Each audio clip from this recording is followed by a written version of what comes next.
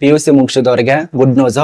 Bill collector ಪೋಸ್ಟ್ಗೆ ಅಧಿಸೂಚನೆ ಆಗಿದೆ. ಕನ್ನಡದಲ್ಲಿ ಹೇಳ್ಬೇಕಂದ್ರೆ ಕರ ವಸೂಲಿಗಾರ ಈ ಒಂದು ಪೋಸ್ಟ್ಗೆ 20 ಆಗಸ್ಟ್ 2026ರಿಂದ ಅರ್ಜಿ ಪ್ರಾರಂಭ ಆಗಿದೆ ಆನ್ಲೈನ್ ಅಲ್ಲಿ ಮತ್ತು ಕೊನೆಯ ದಿನಾಂಕ ಸೆಪ್ಟೆಂಬರ್ 3ನೇ ತಾರೀಕು ತನಕ ಅವಕಾಶ ಇದೆ.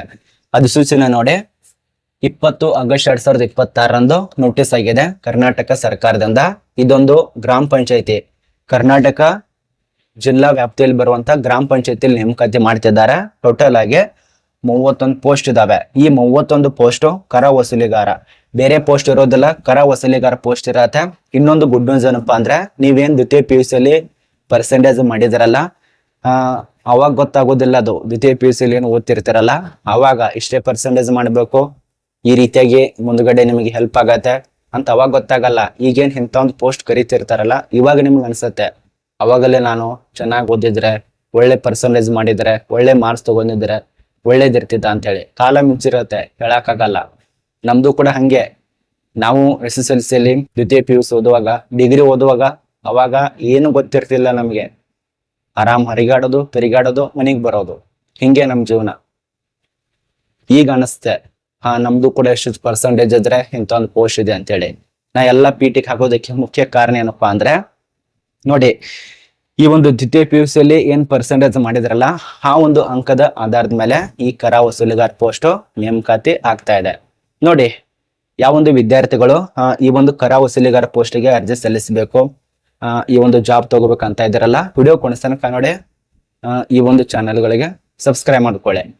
ಬನ್ನಿ, ನಿಮ್ ಟೈಮ್ ಕೂಡ ವೇಸ್ಟ್ ಮಾಡಲ್ಲ. ಸುಮಾರು 8 ತಾಲೂಕಿನಲ್ಲಿರುವಂತ ಗ್ರಾಮ ಪಂಚಾಯತಿಯಲ್ಲಿ ಈ ಕರ ವಸೂಲಿಗಾರ 31 ಪೋಸ್ಟ್ಗೆ ನೇಮಕಾತಿ ಆಗ್ತಾ ಇದೆ. ಅರ್ಜಿ ಪ್ರಾರಂಭ 20 ಆಗಸ್ಟ್ 2026ರಿಂದ ಪ್ರಾರಂಭ ಆಗಿದೆ. ಮತ್ತೆ ಯಾವ ಒಂದು ಜಿಲ್ಲೆಯಲ್ಲಿ ಈ ಪೋಸ್ಟ್ಗೆ ನೇಮಕಾತಿ ಮಾಡ್ತಿದ್ದಾರೆ ಅಂದ್ರೆ ಇದೊಂದು ರಾಯಚೂರು ಜಿಲ್ಲೆಯಲ್ಲಿ ನೇಮಕಾತಿ ಆಗ್ತಾ ಇದೆ. ಟೋಟಲ್ ಆಗಿ 31 ಪೋಸ್ಟ್ ಆನ್ಲೈನ್ ಮೂಲಕವಾಗಿ ಅರ್ಜಿ ಕರೆದಿದ್ದಾರೆ. ಅದೇ ರೀತಿಯಾಗಿ ಉಳಿದಂತ ರೂಲ್ಸ್ ರೆಗ್ಯುಲೇಷನ್ ನೋಡಿ, ಈ ಕರ ವಸೂಲಿಗಾರ ಪೋಸ್ಟ್ ಇದೆಲ್ಲ ಇದರದ್ದು ವಿವರ ಕೊಟ್ಟಿದ್ದಾರೆ. ಹುದ್ದೆ ಹೆಸರು ಕರ ವಸೂಲಿಗಾರ, ವಿದ್ಯಾರ್ಹತೆ, ನೀವು ನಿಯಮಗಳ ಪ್ರಕಾರ ಕನ್ನಡ ಓದೋದಕ್ಕೆ ಬರ್ಬೇಕಾಗತ್ತೆ ಅಥವಾ ಮಾತಾಡಕ್ ಬರ್ಬೇಕಾಗತ್ತೆ. ಅದ ನಂತರ PUC ಪಾಸ್ ಆದವರು, ತಸ್ತಮಾನ ಕಂಪ್ಲೀಟ್ ಮಾಡಿದವರು ಅರ್ಜಿ ಹಾಕೋದಕ್ಕೆ ಅವಕಾಶ. ಅದರ ಜೊತೆಯಲ್ಲೇ ನಾನು ಮುಂಚಿತವಾಗಿ ಹೇಳಿದೆ, ಅದ್ರ ಜೊತೆಯಲ್ಲೇ ಕಂಪ್ಯೂಟರ್ ತರಬೇತಿ ಕೋರ್ಸ್ನಲ್ಲಿ ಮೂರು ತಿಂಗಳು ಅಥವಾ ಅನುಭವ ಬೇಕಾಗತ್ತೆ ಅಥವಾ ಕಂಪ್ಯೂಟರ್ ಸರ್ಟಿಫಿಕೇಟ್ ಬೇಕಾಗತ್ತೆ. ಇದು ಕೇಳಿದ್ದಾರೆ, ಇದು ತುಂಬಾ ಮುಖ್ಯವಾದದ್ದು. ಅದ ನಂತರ ವಯೋಮಿತಿಯಲ್ಲಿ ನಿಮಗೆ ಕನಿಷ್ಠ 18 ವರ್ಷ, ಹೌದು ಕನಿಷ್ಠ 18 ವರ್ಷ, ಗರಿಷ್ಠ ವಯೋಮಿತಿ ಇರೋದು 40 ವರ್ಷ. ಇದು ನಿಯಮಗಳ ಪ್ರಕಾರ ಅನುಭವ ಆಗತ್ತೆ. 40 ವರ್ಷದ ತನಕ ಕೇಳಿದ್ದಾರೆ. ಇದು ನಿಯಮಗಳ ಪ್ರಕಾರ ಇಲ್ಲಿ ನೋಡಿ, ಸಾಮಾನ್ಯ ವರ್ಗದವರಿಗೆ 40 ಹಾಗೂ ಹಿಂದುಳಿದ ವರ್ಗದವರು 2A 2B ಹಾಗೂ 3 ಮತ್ತು 3B ಸೇರಿದವರಿಗೆ ಈ ಬಿಲ್ ಕಲೆಕ್ಟರ್ ಪೋಸ್ಟ್ಗೆ 43. ಅದೇ ರೀತಿ SC ST ವರ್ಗದವರಿಗೆ 45. ಅಂದ್ರೆ 18ರಿಂದ 45 ತನಕ ಅವಕಾಶ ಇರತ್ತೆ. ಏಜ್ ಲಿಮಿಟ್ದಲ್ಲಿ ಆಯ್ಕೆ ವಿಧಾನದಲ್ಲಿ ನಾನು ಆಗಲೇ ತಿಳಿಸ್ಕೊಟ್ಟಿದ್ದೇನೆ. ನನ್ನ ಬಗ್ಗೆ ನಾನೇ ಉದಾಹರಣೆ ತೆಗೆದುಕೊಂಡು ನಾನು ನಿಮಗೆ ಹೇಳಿದೆ, ಗೊತ್ತಾಗತ್ತೆ ಅಂತ ಹೇಳಿ. ನೀವೇನು SSLC ತೆಗೆದುಕೊಂಡಿರ್ತಾರಲ್ಲ, ಗಳಿಸಿದಂತ ಅಂಕದ ಆಧಾರದ ಮೇಲೆ ಈ ಪೋಸ್ಟ್ ನೇಮಕಾತಿ ಇರತ್ತೆ. ಇಲ್ಲಿ ನೋಡಿ, ಗಳಿಸಿದಂತ ಗರಿಷ್ಠ ಅಂಕದ ಆಧಾರದ ಮೇಲೆ ನೇಮಕಾತಿಯನ್ನ ಮಾಡ್ತಿದ್ದಾರೆ. ಮತ್ತೆ ಈ ಕರ ವಸೂಲಿ ಪೋಸ್ಟ್ ಇದೆಯಲ್ಲ ಅಂದ್ರೆ ಬಿಲ್ ಕಲೆಕ್ಟರ್, ಎಲ್ಲೆಲ್ಲಿ ಎಷ್ಟೆಷ್ಟು ಪೋಸ್ಟ್ ಇದಾವೆ ಆ ಹುದ್ದೆಗಳ ವರ್ಗೀಕರಣ ಕೊಟ್ಟಿದ್ದಾರೆ. ಇಲ್ಲಿ ನೋಡಿ, ಮೀಸಲಾತಿ, ಈ ಮೀಸಲಾತಿ ಭಾಗ ಆಗಿರತ್ತೆ. ಇತರೆ ಅಭ್ಯರ್ಥಿ ಕೊಟ್ಟಿದ್ದಾರೆ, 1 ಪೋಸ್ಟ್ 1, 2, 3 ಈ ರೀತಿಯಾಗಿ. ಗ್ರಾಮೀಣ ಅಭ್ಯರ್ಥಿಗೆ 4, 5 ಈ ರೀತಿಯಾಗಿ. ಮಹಿಳಾ ಅಭ್ಯರ್ಥಿ ಪೋಸ್ಟ್ ಇದಾವೆ. ಕನ್ನಡ ಮಾಧ್ಯಮದವರಿಗೆ ಪೋಸ್ಟ್ ಇದೆ. ಮಾಜಿ ಸೈನಿಕರಿಗೆ ಪೋಸ್ಟ್ ಇದೆ. ಇಲ್ಲಿ ಯೋಜನಾ ಅಭ್ಯರ್ಥಿಗೆ ಬಹುಶಃ ಪೋಸ್ಟ್ ಇಲ್ಲ ಅನ್ಸತ್ತೆ, ಇಲ್ಲ. ಮಾಜಿ ಸೈನಿಕರಿಗೆ ಪೋಸ್ಟ್ ಇದೆ. ಅಂಗವಿಕಲದವರಿಗೆ ಪೋಸ್ಟ್ ಇದೆ. ತೃತೀಯಲಿಂಗ ಮಹಿಳೆಯರಿಗೆ ಇಲ್ಲ. ಉಳಿದಂತ ಕ್ಯಾಂಡಿಡೇಟ್ಗೆ ಇಲ್ಲಿ ತೃತೀಯಲಿಂಗ ಮಹಿಳೆಯರಿಗೆ ಮತ್ತು ಯೋಜನಾ ಅಭ್ಯರ್ಥಿಗೆ ಇವರಿಗೆಲ್ಲ ಬಿಟ್ಟು ಉಳಿದಂತ ಪೋಸ್ಟ್ ಇದಾವೆ. ಒಟ್ಟು ಎಷ್ಟಿದೆ? 31 ಪೋಸ್ಟ್ಗೆ ಇದು ನೇಮಕಾತಿ ಆಗ್ತಾ ಇದೆ.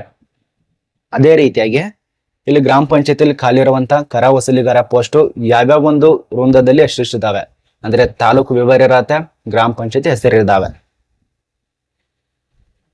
ಇದನ್ನ ನೋಡ್ಕೊಳ್ಳಿ. ಅದೇ ರೀತಿಯಾಗಿ ಏಜ್ ಲಿಮಿಟ್ ಬಗ್ಗೆ ಮಾಹಿತಿ ಮತ್ತು ಗೊತ್ತಾಯ್ತು. ಇನ್ನು ಅರ್ಜಿ ಸಲ್ಲಿಸುವಂತ ಪ್ರಮುಖ ಮಾಹಿತಿ. ಅರ್ಜಿ ಆನ್ಲೈನ್ ನಲ್ಲಿ ಪ್ರಾರಂಭ ದಿನಾಂಕ 20/8/2026ರಿಂದ ಕೊನೆಯ ದಿನಾಂಕ 3/9/2026 ತನಕ ಅವಕಾಶ ಇದೆ ಆನ್ಲೈನ್ ನಲ್ಲಿ. ಮತ್ತು ಅರ್ಜಿ ಶುಲ್ಕ ಇರತ್ತೆ ಇದಕ್ಕೆ. ಹಾಗೆ ಅಲ್ಲ, ಅರ್ಜಿ ಶುಲ್ಕ ಇರತ್ತೆ. ಒಂದು ಅರ್ಜಿ ಶುಲ್ಕ ಪಾವತಿ ಮಾಡೋದು ಇಲ್ಲಿ ನೋಡಿ, ಆನ್ಲೈನ್ ನಲ್ಲಿ ಇರೋದ್ರಿಂದ ಸಾಮಾನ್ಯ ವರ್ಗದವರಿಗೆ 500 ರೂಪಾಯಿ, ಹಾಗೂ ಹಿಂದುಳಿದ ವರ್ಗದವರೆಗೂ 2A ಮತ್ತು 2B ಹಾಗೂ 3A ಮತ್ತು 3B ಸೇರಿದವರಿಗೆ 300 ರೂಪಾಯಿ. ಮಾಜಿ ಸೈನಿಕ, ಪರಿಶಿಷ್ಟ ಜಾತಿ ಅಂದ್ರೆ SC/ST ವರ್ಗದವರಿಗೆ 200 ರೂಪಾಯಿ. ಉಳಿದಂತ ಕ್ಯಾಂಡಿಡೇಟ್ ಅಂದ್ರೆ ವಿಶೇಷ ಚೇತನರಿಗೆ 100 ರೂಪಾಯಿ. ಈ ರೀತಿಯಾಗಿ ಪಾವತಿ ಮಾಡೋದಕ್ಕೆ ಅವಕಾಶ ಇರತ್ತೆ ನೋಡಿ. ಇಷ್ಟು ನಿಮಗೆ ಈ ನೇಮಕಾತಿ ಅಂದ್ರೆ ಬಿಲ್ ಕಲೆಕ್ಟರ್ ಪೋಸ್ಟ್ ಗ್ರಾಮ ಪಂಚಾಯತ್ ಬಗ್ಗೆ ಅರ್ಧಕ್ಕರ್ಧ ಮಾಹಿತಿ ಗೊತ್ತಾಗಿದೆ ಅಂತ ಅನ್ಕೋತೀವಿ. ಇನ್ನು ಉಳಿದಂತ ಅರ್ಧ ಮಾಹಿತಿ ಇದೆಲ್ಲ ನಾನು ನಿಮಗೆ ಬೇಸಿಕ್ ಆಗಿ ತಿಳಿಸ್ಕೊಡೋದಕ್ಕೆ ಪ್ರಯತ್ನ ಮಾಡ್ತೇನೆ. ಈ ನೇಮಕಾತಿ ನನಗನ್ಸೋ ಮಟ್ಟಿಗೆ ಖಾಯಂ ಪೋಸ್ಟ್ ಇರೋದಿಲ್ಲ ಅನ್ಸತ್ತೆ. ತಾತ್ಕಾಲಿಕ ನೇಮಕಾತಿನ ಮಾಡ್ತಾ ಇರಬಹುದು. ವೇತನ ಶ್ರೇಣಿ ಇದೆಯಲ್ಲ, ಇದು ಕರ್ನಾಟಕ ಕಾರ್ಮಿಕರ ಇಲಾಖೆ ಮಾನದಂಡಗಳ ಪ್ರಕಾರ ನಿಮಗೆ ವೇತನ ಶ್ರೇಣಿಯನ್ನ ಕೊಡ್ತಾರೆ ಅವರು. ಇಲ್ಲಿ ಆಸಕ್ತಿ ಇದ್ದಂತ ವ್ಯಕ್ತಿಗಳು ಶೈಕ್ಷಣಿಕ ಅರ್ಹತೆ ಗೊತ್ತಿದೆ, ಆಯ್ಕೆ ಪ್ರಕಾರದಲ್ಲಿ ಆಗಲೇ ತಿಳಿಸ್ಕೊಟ್ಟಿದ್ದೇವೆ. ಅರ್ಜಿ ಶುಲ್ಕನ ಗೊತ್ತಾಯ್ತು. ಅರ್ಜಿ ಶುಲ್ಕ ಇದೆಯಲ್ಲ 2 ಪ್ರಕಾರಕ್ಕೆ ಪಾವತಿ ಮಾಡಬಹುದು. ಒಂದು ಬ್ಯಾಂಕ್ ಮೂಲಕವಾಗಿ, ಇನ್ನೊಂದು ಆನ್ಲೈನ್ ನಲ್ಲಿ. ನಿಮ್ಗೆ ಹೆಂಗ್ ಬರುತ್ತೆ ಆ ರೀತಿಯ ಪಾವತಿ ಮಾಡಿ. ನೋಡಿ, ಈ ನೇಮಕಾತಿ ಬಗ್ಗೆ ಇಷ್ಟು ನಿಮಗೆ ಗೊತ್ತಾಗಿದೆ ಅಂತ ಅನ್ಕೋತೀವಿ. ಇದು ಕರ್ನಾಟಕದ ರಾಯಚೂರು ಜಿಲ್ಲಾ ಪಂಚಾಯತಿ ವ್ಯಾಪ್ತಿಯಲ್ಲಿ ಬರುವಂತಹ ಗ್ರಾಮ ಪಂಚಾಯತಿ ಸುಮಾರು 8 ತಾಲೂಕಿನಲ್ಲಿ ಕರೆದಿರುವಂತ ಪೋಸ್ಟ್. ಅದೇ ರೀತಿಯಾಗಿ ಈ ನೇಮಕಾತಿಗೆ ಸೆಪ್ಟೆಂಬರ್ 3ನೇ ತಾರೀಕು ತನಕ ಅವಕಾಶ ಕೊಟ್ಟಿದ್ದಾರೆ. ಯಾರು ಬಿಲ್ ಕಲೆಕ್ಟರ್ ಆಗ್ಬೇಕಂತ ಇದ್ದಾರಲ್ಲ ಅಂತವ್ರು